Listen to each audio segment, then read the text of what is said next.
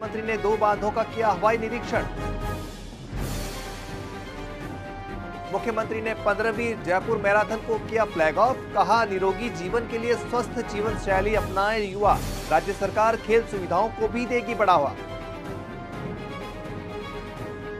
प्रदेश के राजकीय स्कूलों में नो बैग डे एक्टिविटी के तहत आयोजित हुआ सुरक्षित स्कूल सुरक्षित राजस्थान अभियान का तीसरा चरण। मास्टर ट्रेनर्स ने बच्चों को सिखाई नो गो टेल की थ्योरी। मुख्यमंत्री श्री भजनलाल शर्मा आज कोटा और टोंक जिले के दौरे पर रहे। इस दौरान मुख्यमंत्री ने बांधों का हवाई निरीक्षण किया। उनके साथ केंद्रीय जल शक्ति मंत्री श्री गजेंद्र सिंह शेखावत, उच्च शिक्षा मंत्री श्री मदन दिलावर, ऊर्जा राज्य मंत्री श्री हीरालाल नागर और एसीएस जल संसाधन श्री अभय कुमार भी मौजूद रहे। सबसे पहले मुख्यमंत्री कोटा के नवनेरा डैम पहुंचे। वहां पर मुख्यमंत्री ने डैम का निरीक्षण कर अभियंताओं से जानकारी ली और उन्हें जरूरी दिशा निर्देश दिए। इसके बाद मुख्यमंत्री टोंक के ईसरदा डैम का निरीक्षण करने पहुंचे। आपको बता दें कि ईआरसीपी को लेकर सरकार मिशन मोड में काम कर रही है और मुख्यमंत्री ने इसकी डीपीआर जल्द से जल्द तैयार करने के निर्देश दिए हैं। मुख्यमंत्री का यह दौरा बांध के निर्माण की गति को और अधिक तेज करने में कारगर सिद्ध होगा। मुख्यमंत्री श्री भजनलाल शर्मा ने आज 15वीं जयपुर मैराथन को झंडी दिखाकर रवाना किया। मैराथन में 5 विभिन्न श्रेणियों में बुजुर्गों, युवाओं, महिलाओं, बच्चों और दिव्यांगजन ने भारी उत्साह के साथ हिस्सा लेकर 2 नए रिकॉर्ड बनाए। मुख्यमंत्री ने विजेता धावकों को पुरस्कृत किया। इस अवसर पर उन्होंने कहा कि जयपुर मैराथन लोगों में बढ़ती खेल भावना का प्रमाण है और ये एक ऐसा आयोजन है कि भविष्य के एथलीट अच्छा प्रदर्शन करने के लिए इससे प्रेरित होंगे। उन्होंने कहा कि प्रधानमंत्री श्री नरेंद्र मोदी के कुशल नेतृत्व में भारत को फिट और स्वस्थ राष्ट्र बनाने की सोच के साथ काम किया जा रहा है। प्रधानमंत्री ने देश को स्वस्थ जीवन का महत्व समझाने के लिए फिट इंडिया मूवमेंट शुरू किया है। इससे प्रेरणा पाकर लोग योग और व्यायाम को अपनी जीवन शैली का हिस्सा बना रहे हैं। मुख्यमंत्री ने कहा कि निरोगी जीवन के लिए युवाओं को स्वस्थ जीवन शैली अपनाने की आवश्यकता है। देश में यंग इंडिया, फिट इंडिया और खेलो इंडिया जैसे अभियान चलाए जा रहे हैं। मुख्यमंत्री ने कहा कि राज्य सरकार प्रदेशवासियों को स्वस्थ जीवन शैली के लिए प्रोत्साहित करने और खेलकूद को बढ़ावा देने के लिए काम करेगी।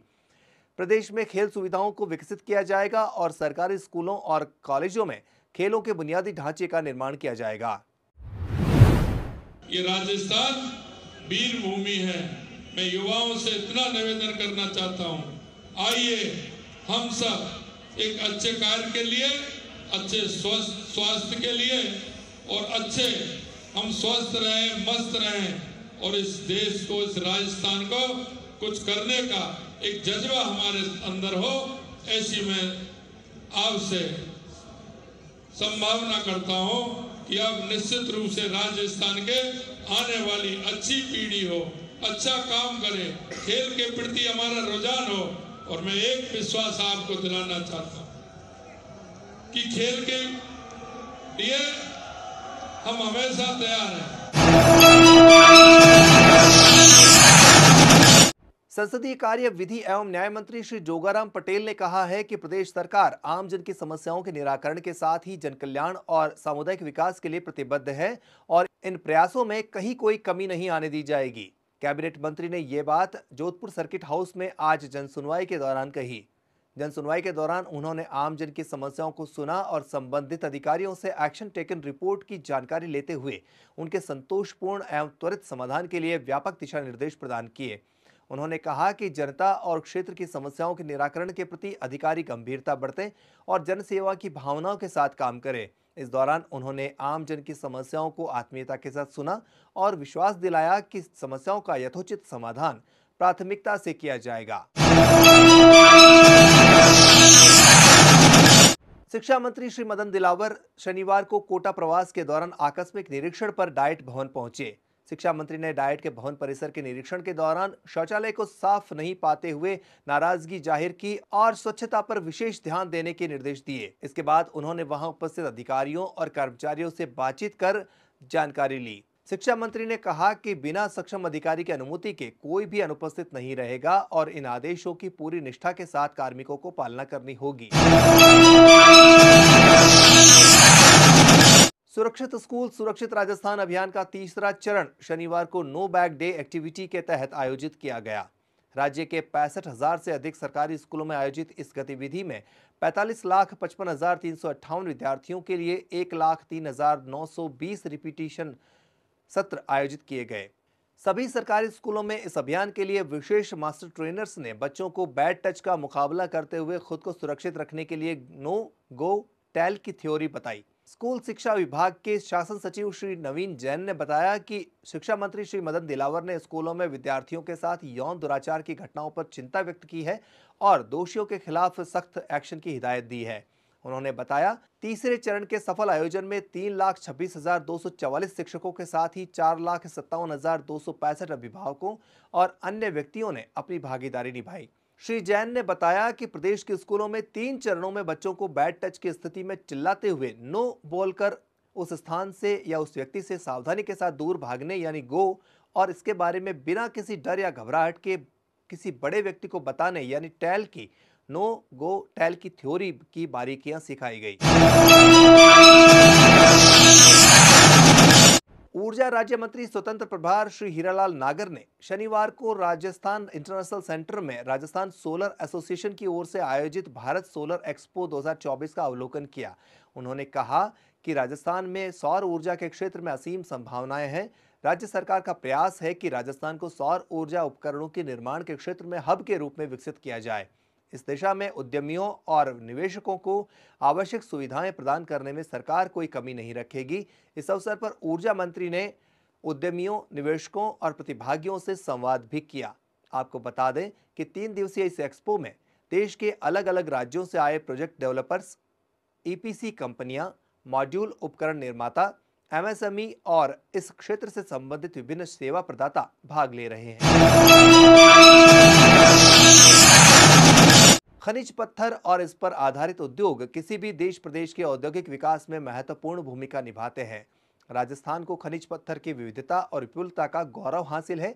ये राज्य खनिज पत्थर के निर्यात में भी अग्रणी है। अपनी ऐतिहासिक और सांस्कृतिक विविधता के लिए विश्व स्तर पर अपनी विशिष्ट पहचान रखने वाला राजस्थान अब पर्यटन के साथ साथ व्यापारिक महत्व के लिए भी विदेशियों को लुभाने लगा है। अब विदेशी उद्यमी भी पधारो हमारे देश के आतिथ्य को स्वीकार कर रहे हैं। Jaipur exhibition and convention centre में 1 फरवरी से 4 फरवरी तक आयोजित इंडिया स्टोन मार्ट के 12वें संस्करण में इसकी बानगी देखने को मिली। यहां विश्व के कई प्रमुख देशों के पत्थर उद्योग के नामी कंपनियां, कंपनी समूह, स्टोन इंडस्ट्रीज एसोसिएशंस के प्रतिनिधि और खरीदार अपने उत्पादों की मार्केटिंग, प्रदर्शन और व्यापारिक पूछताछ के लिए 7 समंदर पार स्टोन मार्ट पहुंचे। इस प्रदर्शनी में पत्थर उद्योग के विभिन्न हितधारकों सहित कुल 411 एग्जीबिटर्स ने भाग लिया। इनमें 9 देशों के 85 प्रतिभागी भी शामिल रहे। इस दौरान सुजस टीम ने ऐसे ही कुछ विदेशी एग्जीबिटर्स से बातचीत की। देखिए खास पेशकश। How come you got to know about this stone market now? Actually, we have a friend who is part organizer of the stone mart. That's how we knew. That's how we know. He invited us. Yeah. And how do you think Jaipur or Rajasthan is the potential market for your machine? I think the potential is quite big. There's still a lot of room. We already have Indian partners who bring the machinery to Uzbekistan. And are you also planning to buy some stones, Rajasthani stones, and take back to your country? Yeah, they would be interested in buying stones.